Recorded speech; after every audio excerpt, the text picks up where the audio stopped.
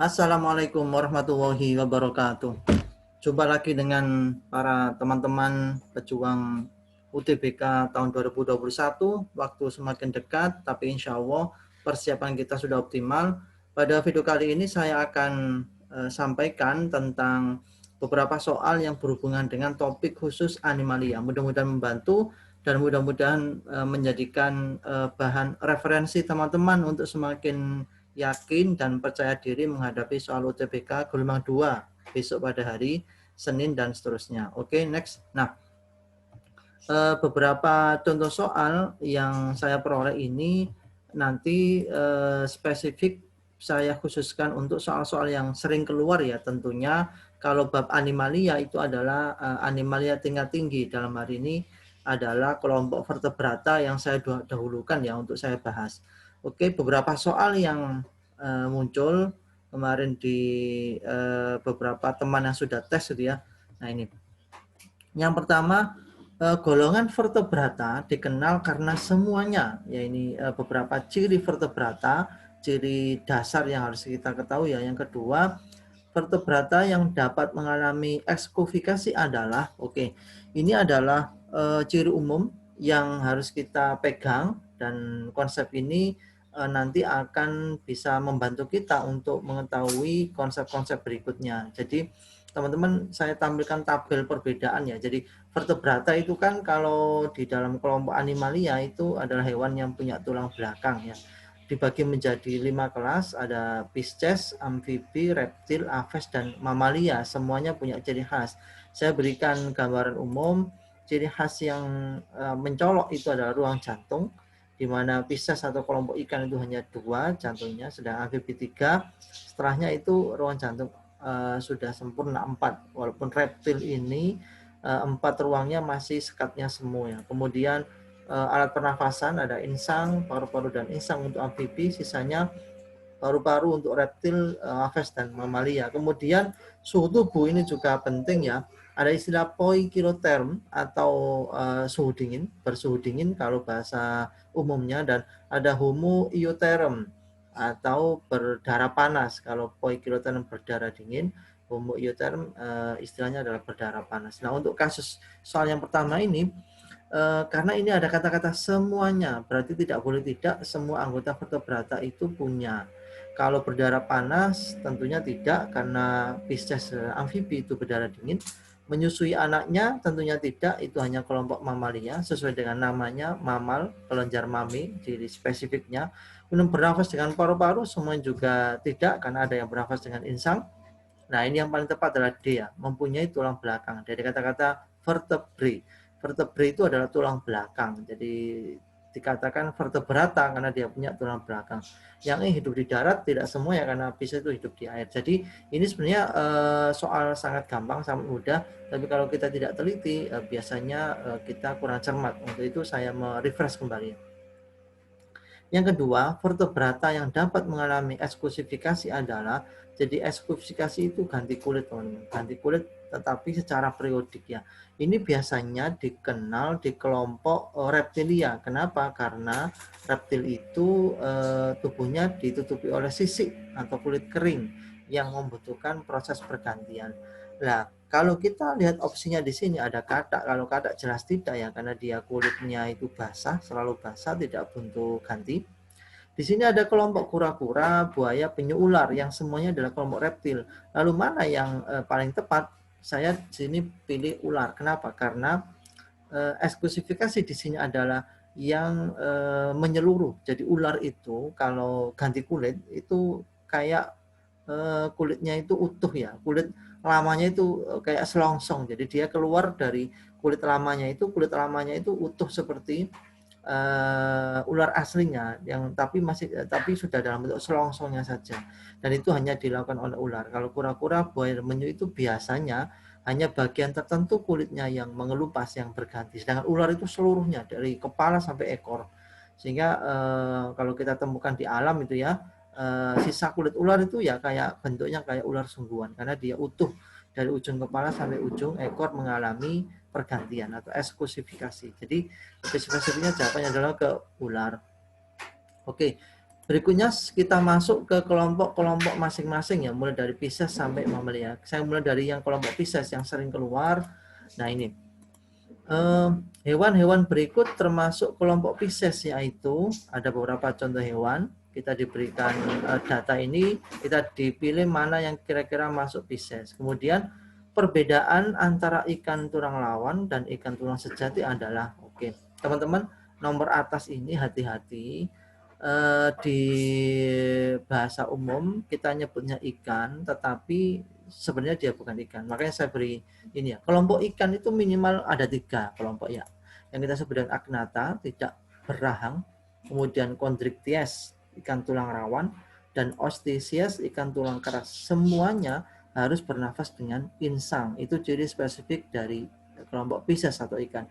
Sehingga ikan hiu ini adalah ikan jenis ikan tulang rawan. Belut ini ikan tulang keras. Ikan pari ini ikan tulang rawan juga. Sedangkan lumba-lumba, ingat teman-teman, lumba-lumba itu adalah bernafas dengan paru-paru, maka dia termasuk kelompok mamalia. Maka dalam penyebutannya sebenarnya kurang tepat kalau kita nyebutnya ikan lumba-lumba, tidak tepat ya. Lumba-lumba begitu saja. Satu kelompok dengan paus. Paus itu juga bernafas dengan paru-paru dan dia merupakan kelompok mamalia. Sehingga jawaban yang kurang tepat atau yang ini kelompok Pisces itu adalah hiu, kemudian belut, ikan pari. Yang lumba-lumba ini salah ya, salah, dia bukan kelompok Pisces.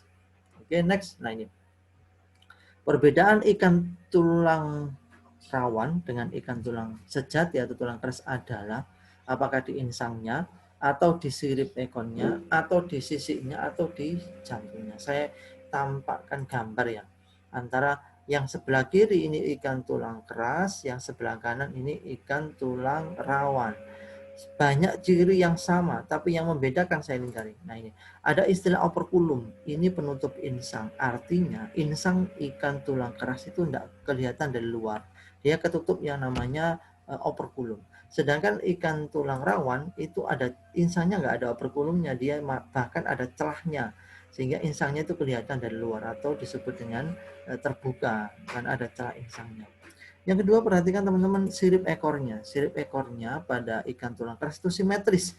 Artinya antara belahan ekor bagian atas dengan bagian bawah itu bentuknya sama atau simetris. Sedangkan kalau ikan tulang rawan itu biasanya tidak simetris ya.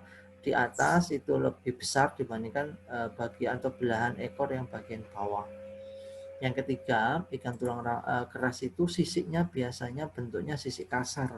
Sedangkan yang tulang rawan itu biasanya sisik halus, makanya di sini tidak ada keterangan. Selebihnya sama, sirip-siripnya bentuknya hampir mirip begitu ya.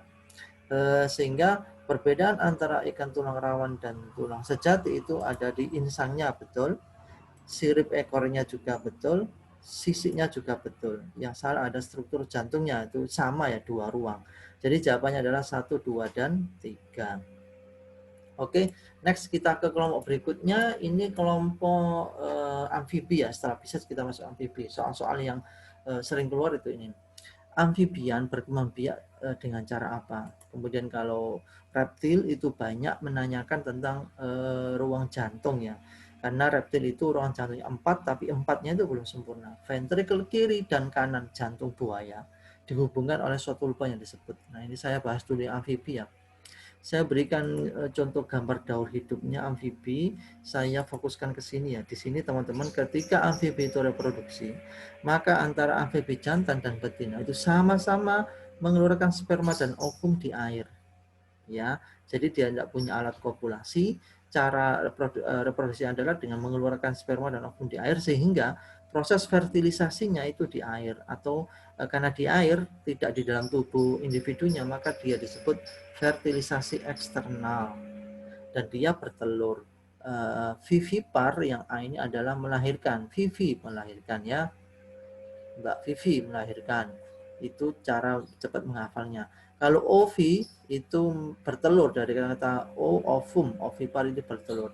Tapi ini yang B ini internal, maka tidak tepat. Yang C, ovovivipar, dia bertelur dan melahirkan, artinya ada telur dan telur itu menetas di dalam perut atau dalam rahim, makanya disebut ovovivipar. Ini juga tidak tepat. Dan karena ini internal juga nggak tepat. Yang D, vivipar, melahirkan juga nggak tepat. Yang E, ovipar, bertelur, dan fertilisasi eksternal. Ini yang tepat, yang E. Ovipar, bertelur, dan fertilisasi eksternal atau pertemuan ovum dan sperma di luar tubuh individunya. Sehingga jawaban yang tepat adalah E. Yang berikutnya yang bawah ini ya, nama lubang yang penghubung antara ventrikel kiri jantung buaya dan kanan itu apa? Saya sampaikan. Ini adalah gambar jantungnya reptil, dan ini buaya ya. Jenis helikari ada namanya foramen panizae, itu diambil dari kata-kata atau seorang ahli penemu ya, ahli hewan yang menemukan celah ini. Jadi ini penghubung antara ventrikel, ini ruang ventrikel kanan, ini ventrikel kiri, ini pembuluhnya, ini ada jembatan penghubung ya. Seolah-olah ini bergabung, masih bergabungnya. Dan ini ditemukan oleh Bartolomeo Panizza sehingga disebut foramen panizae. Jawabannya yang C. Kalau yang A ini apa Pak? Foramen oval itu ditemukan pada jantung bayi manusia sebelum lahir ya. Kalau sudah lahir dia bisa menutup. Kemudian kalau foramen magnum itu lubangnya ada di tengkorak. Kebanyakan mamalia itu ada namanya foramen magnum di kranium atau di tulang tengkorak. Seperti itu ya. Jadi jawaban untuk soal ini adalah paling cepat adalah C, foramen panizae. Next ke kelompok berikutnya, kita kelompok aves ya. Lebih banyak membahas tentang, karena aves itu dia bernafas dengan paru-paru. Burung termasuk hewan homo euthermis, berdarah panas. Pernyataan yang berhubungan dengan hal tersebut benar, kecuali ya, kita cari yang salah ya. Oke. Ada dua penggolongan jenis darah pada vertebrata. Yang pertama sifatnya ya poikiloterm, darah dingin. Ini sangat bergantung dengan suhu di lingkungan luar. Dimiliki oleh kelompok ikan, amfibi, dan reptil. Sedangkan yang homo eutherm, berdarah panas, itu suhu tubuhnya diatur dari dalam produksi dari dalam tubuhnya, karena bisa diproduksi dari dalam tubuh, sehingga dia lebih stabil, lebih bisa diatur pada saat kondisi lingkungan tidak menguntungkan. Dan ini ada di kelompok aves dan mamalia. Suhu tubuh hewan ini relatif konstan. Maka yang A ini benar, suhu badan burung relatif tetap atau konstan. Yang B, burung dapat hidup pada suhu lingkungan sekitar 15, walaupun suhu luar itu dingin, tapi karena internal tubuhnya bisa menghasilkan panas, maka dia tetap bisa adaptasi. Yang C, suhu tubuh burung berubah menurut suhu lingkungan. Ini tidak tepat ya, maka yang salah adalah C, karena dia bisa mengatur ya, walaupun lingkungan itu dingin, dia bisa menghangatkan dirinya.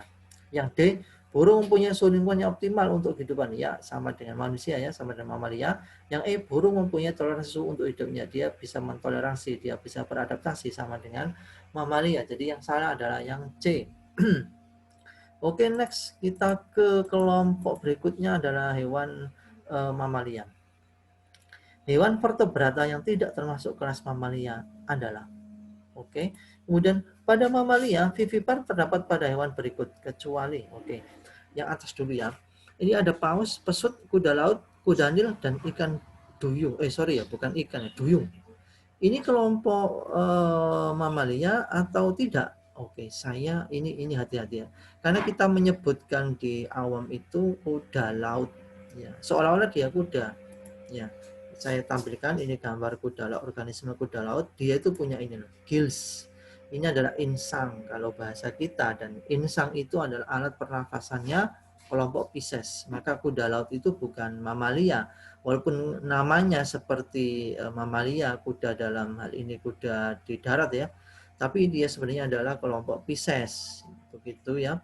Sehingga jawabannya adalah C, tidak termasuk kelompok mamalia. Sedangkan paus, pesut, kuda nil, duyung, ini adalah mamalia, walaupun semuanya ini hidupnya di air ya, di air.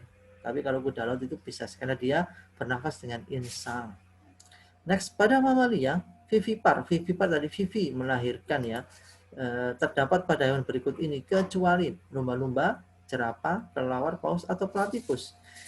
Saya perkenalkan ini hewan ini jarang ada di negara kita karena mungkin habitatnya. Jadi ini adalah hewan platypus ya. Unik memang. Dia bertelur seperti aves tapi dia menyusui seperti mamalia. Makanya karena dia punya kelenjar mame, dia menyusui maka dia digolongkan ke dalam mamalia. Tapi mamalia yang bertelur. Nah, maka dia itu ovipar, bertelur tapi dia punya kelenjar mame. Dia tidak melahirkan ya. Tapi dia masih dalam kelompok mamalia karena dia punya kelenjar mame. Maka jawabannya ini adalah platypus. Platypus tidak vivipar, tidak melahirkan tapi dia ovipar, bertelur. Oke. Mudah-mudahan mudah ditangkap ya intinya. Next, kita ke pembahasan tentang vertebrata yang lain. Nah, ini masih di mamalia ya. Plasenta merupakan perantara antara embrio dengan dinding rahim. Betul sekali. Mamalia yang tidak punya plasenta adalah, jadi ini mirip dengan kayak tadi ya. Cuman kalau konsepnya sudah kita pegang, maka pertanyaan ini sebenarnya sama dengan pertanyaan terakhir tadi ya. Apakah platypus, kelelawar, pesut, lumba-lumba, badak Jawa? Kita cari mana yang mamalia yang dia itu tidak melahirkan, karena plasenta itu adalah satu paket dengan proses melahirkan biasanya. Maka saya di soal ini nanti jawabnya adalah platypus ya. Platypus itu dia ovipar dan menyusui ya. Dia menyusui tapi dia bayinya itu dari proses menetas dari telur. Jadi dia tidak ada plasenta yang terhubung ke induknya. Maka jawabannya platypus. Sedangkan kelelawar atau pesut, lumba-lumba, badak Jawa ini ada plasentanya. Kemudian yang berikutnya adalah hewan herbivor dan hewan karnivor. Dapat dibedakan dari apa saja, apakah panjang ususnya, atau ruang lambungnya, atau susunan gigi, atau jumlah giginya. Nah, ini.